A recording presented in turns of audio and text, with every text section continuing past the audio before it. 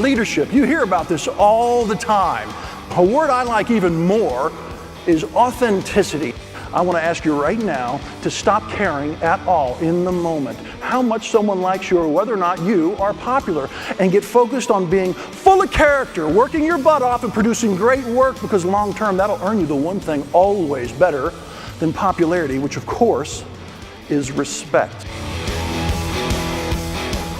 It's not just about you, it's about everyone else. You can give it all you want, letting your wall down just a little bit, but you've got to make them feel comfortable doing it as well. And the way you do that is to notice the unique nature of who they are as an individual and as a professional, so they can see that you see the uniqueness that is them. I like to say it this way. Sometimes leaders, tech people, functional specialists, you've got to realize the obvious. At least it's obvious to me. You are very often standing perched on a pedestal on high. Look at me. Look at me. I know a lot of stuff. See the promotion? Lots of knowledge. Ask me a question. I will tell you the answer. And I love reminding people of the obvious because it eludes us every day.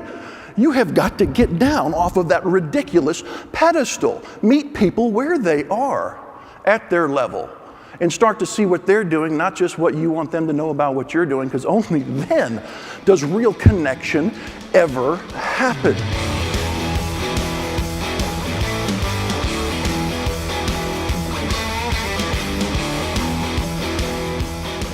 Man, we love to act. We put on a show every day when we show up at work. We manage impressions. We try to act like a good professional. Hear me carefully.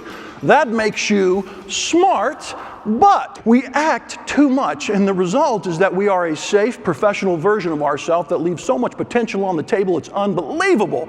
I want you to start thinking deeper. I want you to start thinking about authenticity and how to relate to people in your professional life a little more realistically. Lower the wall just a little. Let someone human you out, not just the professional. It's hilarious how much people like to relate to humans. We crave connection every day, and we don't get much. And it doesn't have to be that way. I walked into the classroom that day, and I was wearing an expensive tailored sport coat. Very expensive, very nice, looking spiffy. Why? My boss ripped me up one side and down the other so many years earlier about what it means to manage impressions correctly, to meet client expectations, to be socially intelligent, and I listened. And so I started wearing this thing no matter where I went, even with my blue jeans. I walk into class, and we had a blast. No doubt they took me seriously, partially because I looked the part. But if you've got friends from back in high school, you cannot posture in front of them. You have to be honest. And I liked that. And I walked in. Her name was Amy. I saw her. We hugged like old friends hug. And so I went ahead and asked her. We're close enough. We're just frank. I said, "What's your advice?" And she said, "Well, listen, I think you should take off that overpriced stuffy jacket you're wearing. Intentionally roll up your sleeves and show your ink."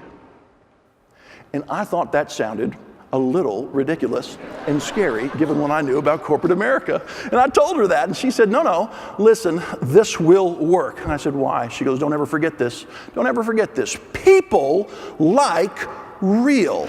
And here's the thing. It's a reciprocal process with others, which means you got to get a little more real if you want others to loosen up, do the same, so you can build trust and make candid conversations happen, which is always the foundation of innovation, authenticity. And I want to encourage you to start thinking right now about what your version of authenticity might look like. It may or may not have anything to do with tattoos. I don't care. Even though I know the age range in here and how many people probably have some ink, I'm not really talking about ink when I say show your ink. It's just a way of hooking people's minds open so they'll think about authenticity and real connection inside a relationship. But I will ask, because I'm curious, how many people have at least one tattoo? Look at that, room full of heathens, okay.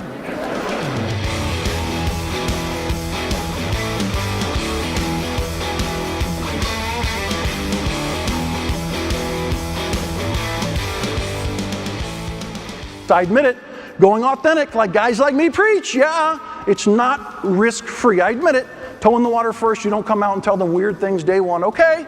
But you've got to put that toe in the water, and because risks are present, I want to remind you about something profound that too many people have forgotten about because we're so busy every day. Glass half full, silver lining, that is not pop psychology. That is great science that you should cling to, because if you're going to bring others with you on this journey, man, you're going to have to find a few silver linings to share with them, because things don't always go your way. My dad taught me that. My dad. You got to learn to get over yourself. That's what it means to get off of that pedestal. Now, I don't know what it is that you're not seeing. I'll guarantee you it's there. Until you hop off that pedestal, you're not likely to see it, thus you won't be able to use it. What we know about building great relationships and careers is that mostly it doesn't cost much money. It just requires some introspection and some effort to get over ourselves and start caring a little bit more about every other person around us. Oh, by the way, it's free. It doesn't cost a dime. You're welcome. If you can remember nothing else from today, remember what my friend taught me at lunch all those years ago when she looked right at me without hesitating and said, people like real, which is why I remind you to show your ink. Thank you.